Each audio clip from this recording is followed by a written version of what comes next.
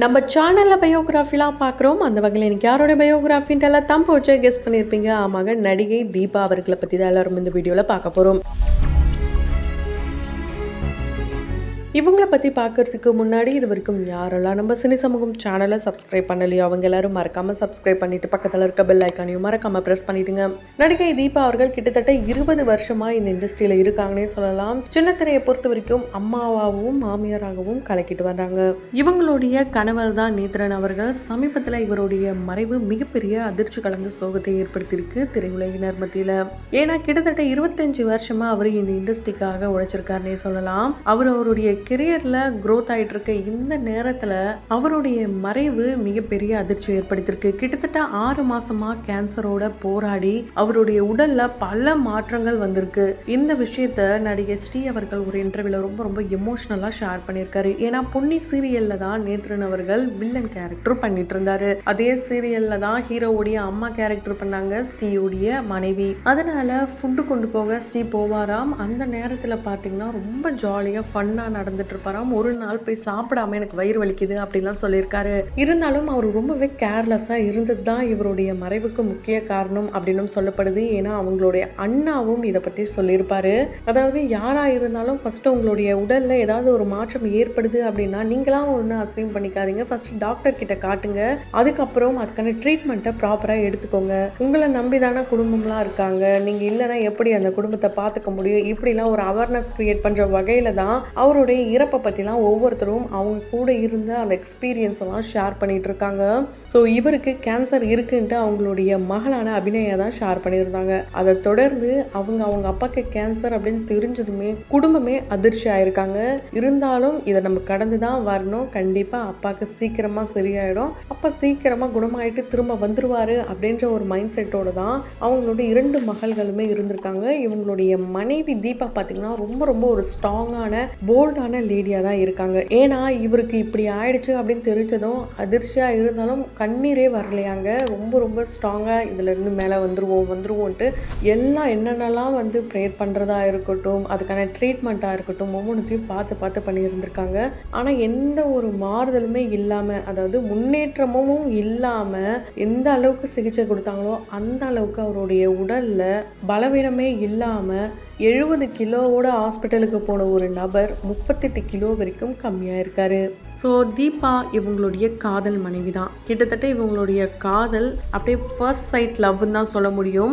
இவங்க 2 பேருமே சேர்ந்து 1997 இருந்தே ஒர்க் பண்ண ஆரம்பிச்சிட்டாங்க. தீபா அவர்கள் 1985 பிறந்திருக்காங்க. இவங்களுக்கு வயசு இப்போ 39 ஆகுது.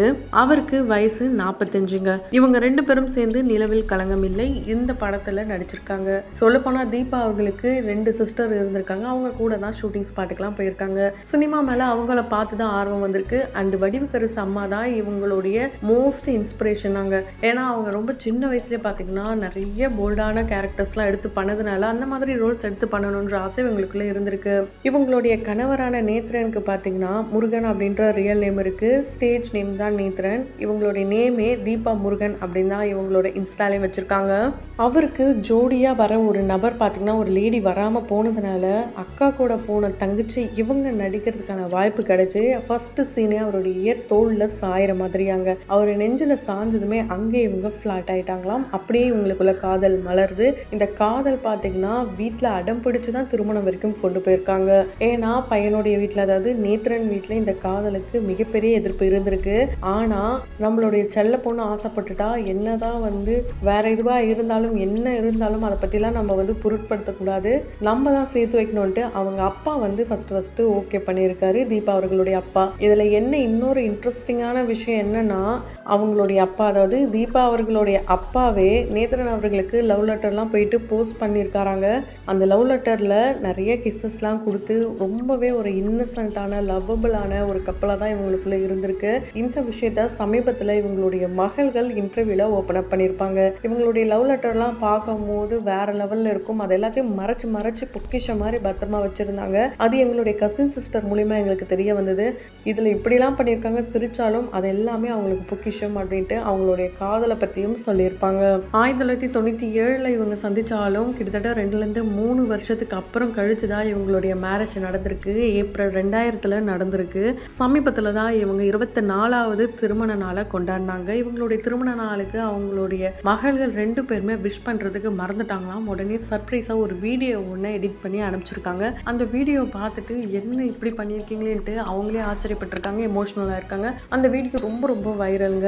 இவங்க திருமணமாகி அதான் 2 பெண் குழந்தைகள் பிறக்கிறாங்க. சரி இப்படியே இருந்த வேலைக்காகாத அப்படின்னு சொல்லி இவங்க நடிப்பையும் விடுறாங்க. நடிப்பை விட்டது மட்டும் இல்லாமல் ஒரு ஹாஸ்பிட்டலில் பார்த்தீங்கன்னா ஃப்ரண்ட் ஆஃபீஸில் இவங்க மேனேஜர் ஒர்க்கும் பண்ணியிருக்காங்க. அப்படி ஒர்க் பண்ணிக்கிட்டே இருக்கும் போது தான் 2007 இவங்களுக்கு வாய்ப்பு அங்கேயே தேடி வருது. அந்த வகையில் இவங்களுடைய கணவரும் என்ன சொல்கிறாருன்னா, நீங்கள் நாள் ஃபுல்லாக வேலை பார்க்குற, லீவும் இல்லை, குழந்தைங்களையும் பார்த்துக்க முடியல, அப்படி இருக்கும்போது நீ ஆசைப்பட்ட மாதிரி நடிக்கவே செய்யலாமே, அங்கே லீவும் இருக்கும், ஒரு பர்டிகுலர் டைம் வரைக்கும் தானே உன்னால் ஒர்க் பண்ண முடியும், சரி நீ போய் நடி அப்படின்ட்டு அவங்களுடைய கணவர் இவங்களுக்கு ரொம்ப ரொம்ப சப்போர்ட்டிவாக இருந்திருக்காரு. அது மட்டும் இல்லாமல் அவங்களுடைய குடும்பம் எந்த அளவுக்கு எதிர்த்தாலும் இவர் தான் அவங்களுக்கு ரொம்பவே சப்போர்ட்டிவாக இருந்திருக்காரு. அந்த வகையில் ஜெயா டிவியில் அலைப்பாயுதி அப்படின்ற சீரியல் மூலிமா இவங்க சின்ன திரையில் அறிமுகமாகறாங்க. அதை தொடர்ந்து சுமங்கலி, கணக்காணும் காலங்கள், சரவணன், மீனாட்சி, இப்போ பார்த்தீங்கன்னா மாரி அப்படின்ற சீரியலில் பிளைண்ட் கேரக்டர் பண்ணுறாங்க. முத்தழகு சீரியலில் பெரியம்மா கேரக்டர் பண்ணாங்க. இப்படி இவங்க எடுக்கிற ஒவ்வொரு ரோலுமே ரொம்பவே ஸ்ட்ராங்கான டச்சிங்கான ரோலாக தாங்க இருக்கும். இவங்க எங்கே இருக்காங்களே, எப்படி அம்மா கேரக்டர்லாம் கேட்டால் எப்படின்னா நம்ம ஒரு கேரக்டர் எடுக்கணும், அது என்ன கேரக்டராக இருந்தாலும் நம்ம நடிச்சு தான் ஆகணும், அதுதானே ஒரு ஆர்டிஸ்ட். அதுவும் அம்மா அப்படின்றது எவ்வளோ ஒரு புனிதமான ஒரு விஷயம், அதை நான் பண்ணுறேன் அப்படின்னும் போது ரொம்ப ரொம்ப பெருமையாகவும் சந்தோஷமாகவும் இருக்குது அப்படின்ட்டு இவங்க ஒரு இன்டர்வியூவில் அந்த அம்மா ரோலை பற்றியும் ரொம்ப ஓப்பனாக பண்ணியிருப்பாங்க. இவங்களை பார்க்கறதுக்கு ஹிந்தி நடிகை ராம் கபூர் அவர்களுடைய மனைவி கௌதமி கபூர் இவங்கள மாதிரி இருக்காங்கன்ட்டு நிறைய பேரும் சொல்லியிருக்காங்க. இவங்களை பார்த்தா உங்களுக்கு யார் மாதிரி இருக்கு, அவங்க மாதிரி இருக்கான்ட்டா கமெண்ட் பாக்ஸில் மறக்காம கமெண்ட் பண்ணுங்க.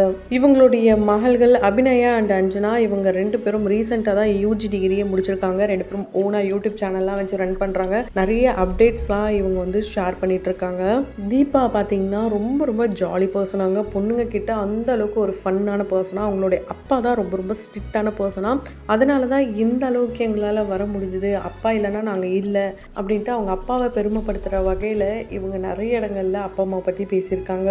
தீபா அவர்கள் கவினுக்கு அம்மாவாக நடித்தது இவங்களால மறக்கவே முடியாதாம். ஏன்னா அந்த ரோல் தான் நிறைய இடங்களில் பேசும் ஒரு கேரக்டராகவே அமைஞ்சுதாம். நிறைய இடத்துக்கு போகும்போதெல்லாம் நீங்கள் கவின் அம்மா தானே, கவின் அம்மா தானே அப்படின்லாம் கேள்வி கேட்பாங்களாம்.